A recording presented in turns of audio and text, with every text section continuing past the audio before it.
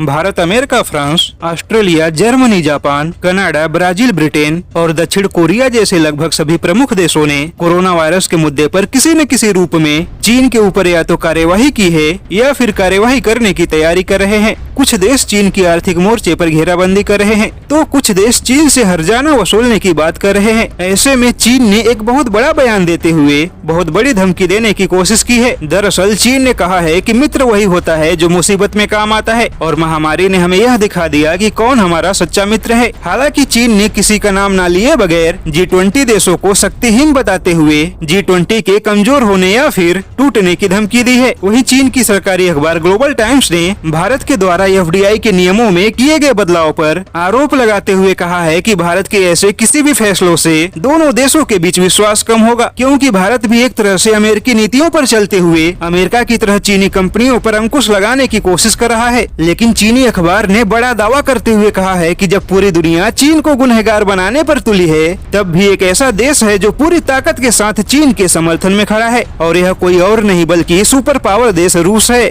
चीनी अखबार का कहना है कि कोरोना वायरस ने साबित कर दिया कि रूस और चीन के संबंध न केवल मजबूत हुए हैं बल्कि नए युग में भी प्रवेश कर चुके हैं। दरअसल जब दुनिया ने चीन को नकारना शुरू कर दिया, तब चीन के राष्ट्रपति शी जिनपिंग ने व्लादिमीर पुतिन से फोन पर बात की, जिसके बाद चीन की सरकारी अखबार ने दावा किया कि रूस ने हर मोर्चे पर चीन को सहायता देने का वादा किया है और एक दूसरे के घरेलू विकास में भी एक साथ मिलकर काम करने की प्रतिबद्धता जताई है। ग्लोबल टाइम्स का कहना है कि जब पूरी दुनिया चीन को कलंकित करना चाहती है, तब रूस वैश्विक मंच पर चीन के साथ कंधे से कंधा मिलाकर खड़ा है। वैसे देखा जाए तो चीन की यह बात सच है, क्योंकि अमेरिका के खिलाफ रूस चीन के साथ कंधे से कंधा मिलाकर खड़ा तो है, लेकिन जब पिछले महीने भारत ने यूनाइटेड नेशन में चीन को घेरने के लिए चर्चा की मांग की तो चीन इससे भागने की कोशिश कर रहा था, लेकिन रूस ने भारत की इस मांग का समर्थन किया था। ऐसे में भले ही चीन को रूस का समर्थन हासिल हो, लेकिन मुद्दों के हिसाब से रूस का समर्थन भी बटा हुआ है। ऐसे में साफ है कि अमेरिका के खिलाफ भले ही चीन को रूस का समर्थन हासिल है, लेकिन चीन को भारत के खिलाफ रूस का समर्थन कभी भी हासिल नहीं हो सकता।